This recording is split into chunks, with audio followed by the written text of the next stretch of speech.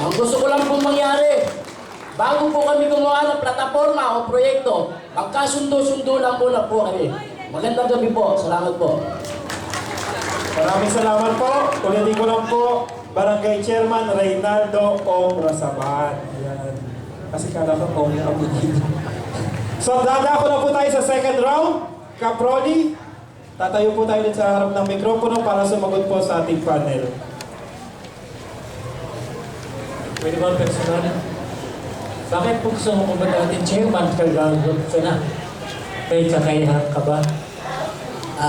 Tungkol po siya dyan, hindi ko po alam sagutin kung bakit po ako tatakbo muli. Tatakbo kang chairman eh. Kagagot ka ngayon. Bakit ka nag-ambisyon?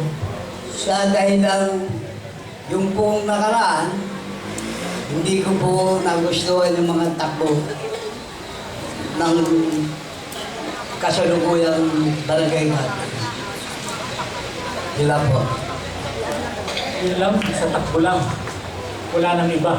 Yun nga po, kagaya na nasabi ko kanina, kaya po ako tatakbo muli para madagdagan pa po yung mga hindi natapos na mga dapat na iproyekto.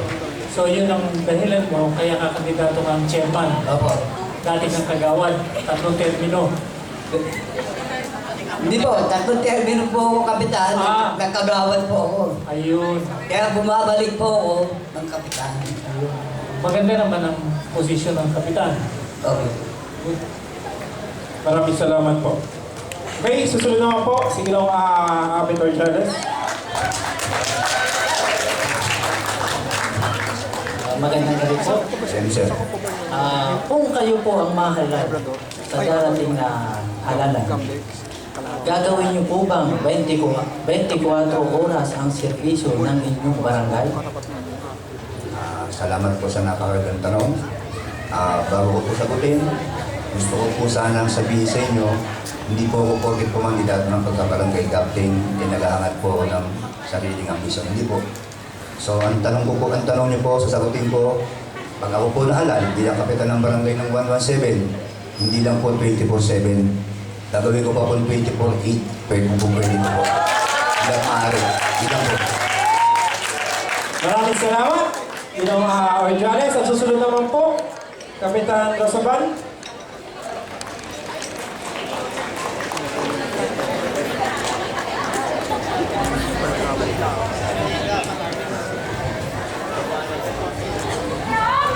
Paano ninyo ipatutupad ang curfew hours sa mga kabataan?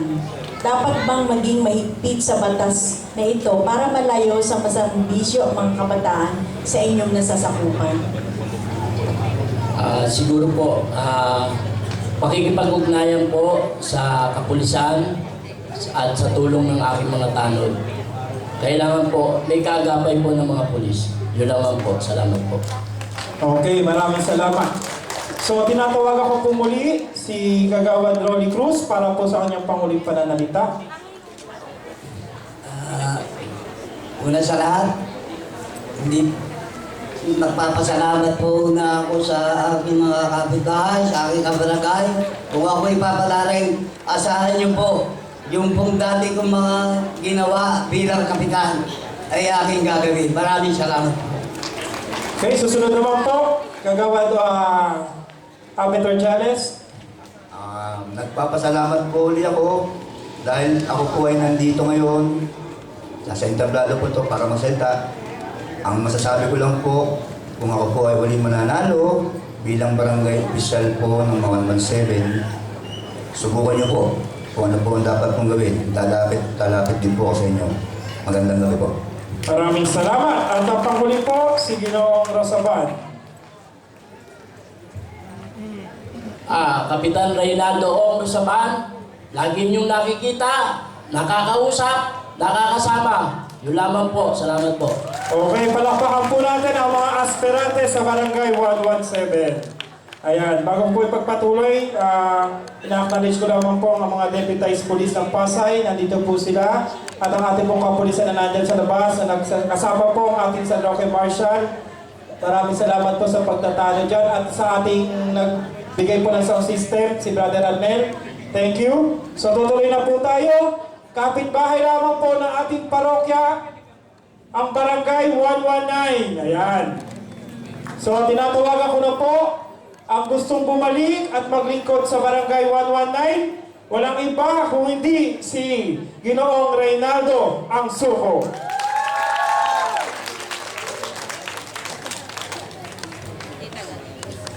Sa ating pong mahal na Kora Paroko, sa aking mga kabarangay, at sa lahat ng mga naririto, isa po mapayapang gabi sa inyong lahat. Ako po ay naglingkod ng kapitan ng 3 beses. Simula po yan noong 1989 hanggang 2002. At muli po ako tumatakbo sa posisyon kapitan po uli. At kung ako po ay mananalo, ito po ang aking programa. Una, uunahin ko po ang peace and order. Titiyakin ko po na merong barangay tanod na iikot sa gabi para bantayan at pangalagaan ang katahimikan ng ating barangay.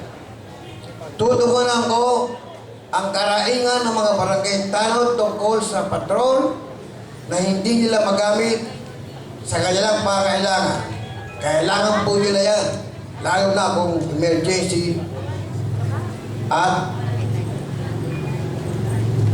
dadalhin sa ospital. Pangalawa, gagawin ko pong malinis ang barangay. Magtatalaga po ako ng pagwawalis. At dito po sa Gambera, sisiguraduhin ko po na dadaan dito ang truck ng basura araw-araw para hakutin ang kanilang basura. Pangalawa, pangatlo, gagawa po ako ng mga proyekto na makabuluhan at makatutulong sa barangay. At pang-apat, pangangalagaan ko po ang kapakanan ng mga senior citizen. Yan po ang aking gagawin kung ako ang mahahalang. Salamat po. Okay, maraming salamat. Kap, upo muna po tayo rito para po bigyan daan naman ang kasalukuyang barangay Kagawad at aspirante sa pagkabarangay chairman, walang iba kundi si Ginoong Nesto Fernandez.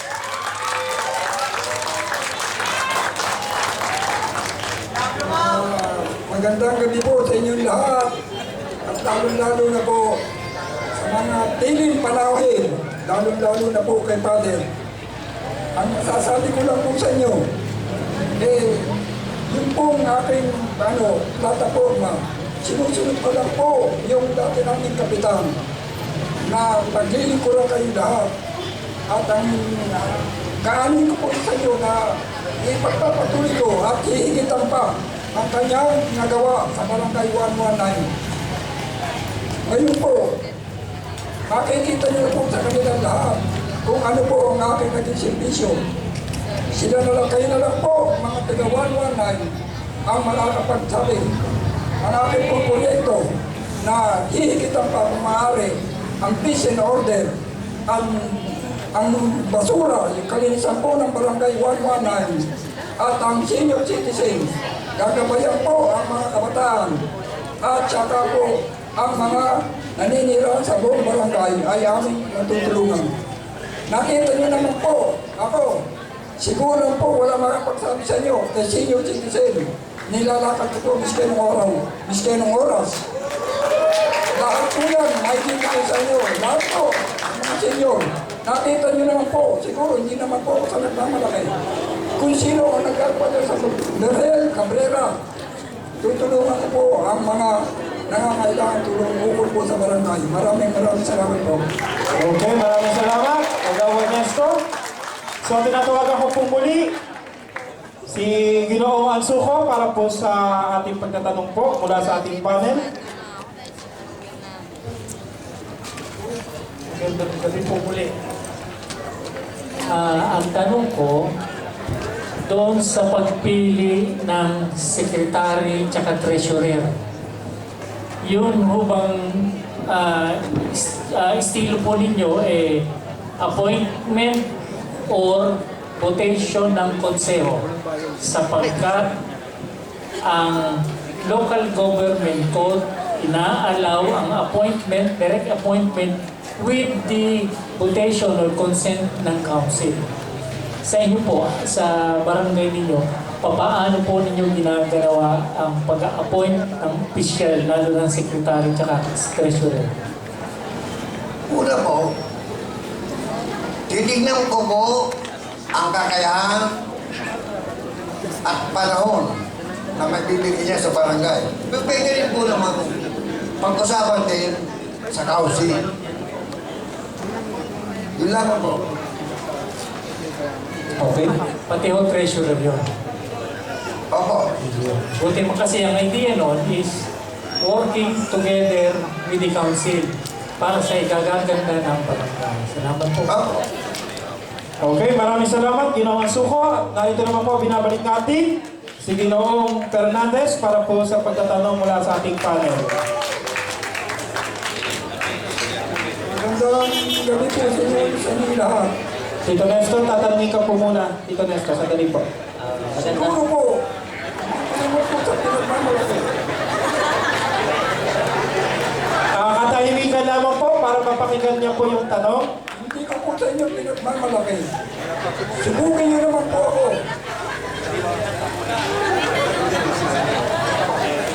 Magandang gabi po. Ito po yung isang katanungan na problema po lahat po ng barangay dito sa Pasay. Paano niyo po ipatutupad ang curfew hour sa mga kabataan upang mailayo sila sa krimen at sa paggamit ng pinagbabawal na gamot o droga? Nandiyan po yan. Aanin po namin sa mga magulang, yung mga kabataan. Lagi po namin pinagsasalihan kasi po, ang nangyayari, pagka po yung mga tanod, papasok po sa loob ng kanilang bahay.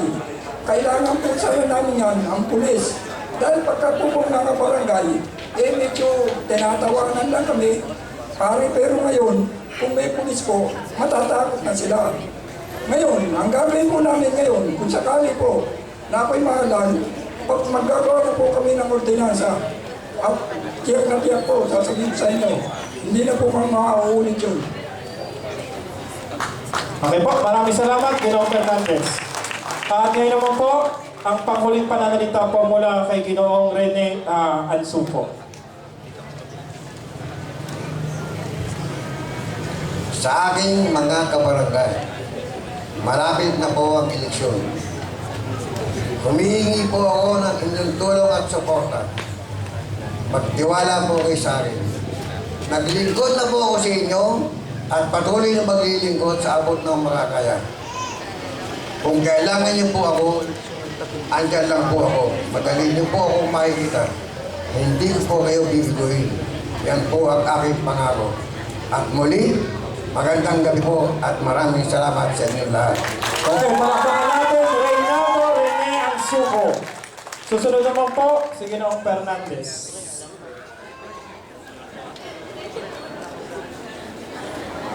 Magandang gabi uli sa inyo, mga taga-119. Siguro po, nasubok nyo na ako. Subukin nyo naman po ako bilang kapitan. Dahil nasubok nyo na po ako ng 5 term. Ito po, ang katibayan natin ng beses na kagawad at kasalukuyan. Sana po, pagkatiwalaan nyo ako naging kapitan naman, subukin nyo naman po. Para po patuloy yung iniwan po ng aming kapitan na nandiyan po lahat. At sana po, yung pong mga kagawad ko, isama rin nila, yung pong mga magigiting na kagawad. Kaya ko po sila pinili, halos kapareho ko rin po ang pagtatrabaho at pagsiservisyo sa kanila. Hindi po kayo iiwanan, kayo po ipakinisamahan. Miski po ngayon, nakita ko, miski ang oras po kayo pumunta, doon po ako. Yun po, marami pong salamat. Maraming salamat po, Ginoong Fernandez. Magkakalaman po tayo ng ilang minutong break para po pag-isipan ng panel yung kanila pong gagawing common question po para sa inyo. Okay po? Para po sa mga kadarating lamang po, nagtataka po kayo bakit ito lamang po ang mga So habang nag-uusap po yung ating mga nagtatanong po sa atin kung ano yung common questions para sa kanila, ay muli po ako nagpapasalamat sa lahat po ng chairman na tatakbo bilang chairman dito po sa harap ating tablado. Marami po ang nangyari po niya, pinadala po namin ng sulat at furnished copy at meron din pong kopya na pinirmahan lahat po ng tatakbo. Wala hong hindi. At dalawa ho ang chance para sa meeting di avance. Kung di sila nakatinuuna, pwede pa yung pangalawa bago po ito. No? Kaya iba-iba po siguro ang dahilan bakit sila hindi tumalo po. Yung iba po hindi tumalo. May nakarating sa akin na nahihiya yung iba. Yung iba naman hindi marunong magsalita. Ang sa akin lang po, yung pagsasalita at pagiging politician, magkasama ko yung dalawa na yun. Diba? Kasi paano kung di tayo magsasalita, nahihiya tayo. Paano tayo hahawak ng tao na nahihiya ako? Pwede po ba yun? Total hindi. Kasi yung pagiging politician ay sa tao, sa masa. So bababa ka, may ipag-usap ka, may problema rito, may problema doon, tutulong ka. Kaya hindi ko ma-reconcile yung sagot sa akin na nahihiya at hindi marunong makapagsalita at iboto nyo ako bilang chairman. Parang hindi ko magkakatugma. No? Kaya please, sa mga yun ang sagot, sorry na lang po, I'm not buying your reason. Dahil sa susunod, pagtatakbo, dapat may kakayahan. Una-una, makiparulong, makipag-usap sa tao, di ba? Kasi ikaw ang tatakbuhan na may problema, may nag-aaway na mag-asawa, no? Merong nabubugbog, ikaw ang haharap. Alam naman yung chairman sabihin, kayo na lang makagawad, nahiya ako eh. Yan po ba yun? So hindi ko ma-reconcile. So excuse po, hindi ko tinatanggap po yung reason na yun. Pangalawa, hindi po ako marunong magsalita sa maraming tao. Yung pagsasalita ko sa maraming tao, bahagi din po yan. Magkakaroon ng General Assembly ang barangay, magsasalita ka, magre-report ka. So anong gagawin mo? O mga kagawad, kayo na lang po. Ngayon, pag si kagawad ang laging front, aangat si kagawad, may kilala ng tao. At pag malapit yung tao kay kagawad, magdadamdam naman ang chairman. Eh sino ba lagi nakikita sa lansangan? Sino ba lagi nakababa? Di ba ako si kagawad? Ang problema, magdadamdam si chairman dahil parang nasasapawan si chairman ni kagawad. Hindi anak eh. Bakit? Kasi kung sino visible sa tao, yun na nakikita ng tao. Kaya sorry po sa mga nagpadala sa akin ng rason na nahihiya at di marunong makipag-usap, ay hindi po yung rason na isang gustong tumakbo at maglingkod sa bayan sa pamamagitan ng ating barangay. So muli po ako nagpapasalamat sa inyo. Palapakan po natin lahat po ang narito ngayon sa ating harapan. Thank you po. Okay, maraming salamat po muli. Siguro po, handa na po ang tanong. At ang tanong po ay magmumula kay Brother Nicoy. Okay, so unahin na po natin. Sabi kasi ni Kuya Andy ka, mauna daw yung mga medyo bata. Okay po ba? O sila po dapat? Ikaw na, Kuya. Matapang naman eh. Common question.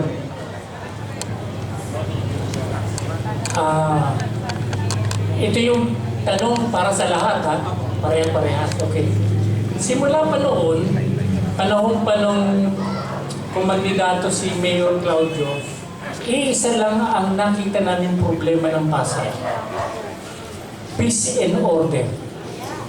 Tsaka droga. Okay. Proposal. Kung ikaw ay nahalal muli o nahalal, pwede ba natin tugunan yung ubas? Tatanungin nyo, ano ba yung ubas? Ito yung tinatawag na ugnayan ng barangay at ng simbahan kasama ang kapulisan. Sapagkat sa Pasay, maraming problemang peace and order na hindi nakakarating sa kapulisan. Kung dumating man, magulo na. Kung dumating man sa pulis, may droga na. Paano sila tutugon kung huli na para may pailam? Kayo ba sumasang-ayon na magkaroon kayo sa Pasay ng sinasabing ubas, ugnayan ng barangay na at simbahan at kapulisan?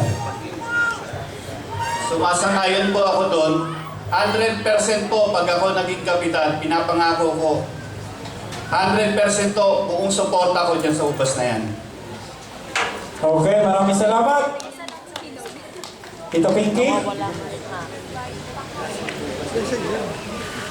Ako po, pinapangalawahan ko po yung sabi po ni kapitan Acabado. Suportado ko po yung ubas. Dahil malaki po magagawa niya sa ating pamayanan. Maraming salamat po.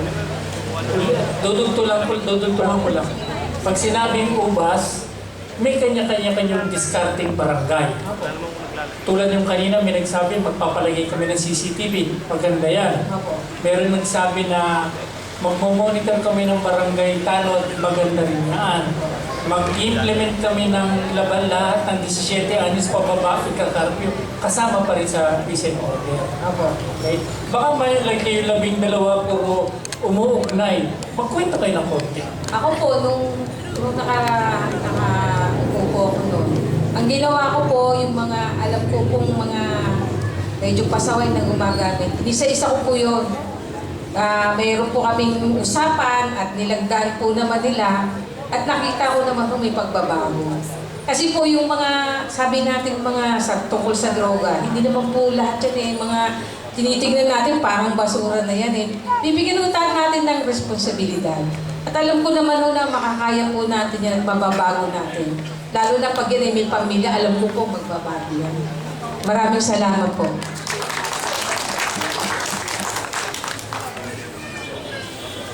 Ako po 100% yun sa ubas. Tapos yung tungkol sa anti-drugs, yun nga, yung katulad ng sinabi ko kanina, ginawa ko na po ito nung SK ako.